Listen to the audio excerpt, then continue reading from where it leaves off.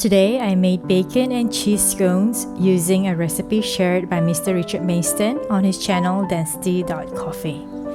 The scones turned out really soft and crumbly on the inside, with crispy golden crusts on the outside. Oh, and I added some bacon too, and this is how I made them. Into 300 grams of plain flour, I added 4 teaspoons of baking powder, a 1/4 teaspoon of fine salt, a 1/4 teaspoon of ground paprika, sieve, grated 60 grams of frozen butter in, and mix well with a spatula.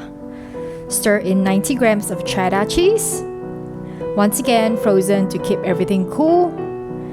Adding crispy bacon chilled in the fridge and give everything a quick stir before adding a cup of spring onion chopped. Give them a good stir. Add in 270 milliliters of milk to bind everything together. All that's left to do is stir until no loose flour is visible. Now that the dough is done, I buttered 2 muffin pans generously and distributed the dough equally in each cup. I used a rather small muffin pan, so I ended up with 12 smaller scones. Topped each cup of dough with frozen grated cheddar cheese and into the oven they go. I'm using a bottom lid gas oven, so I increased the temperature to 200 degrees Celsius and baked them for 50 minutes.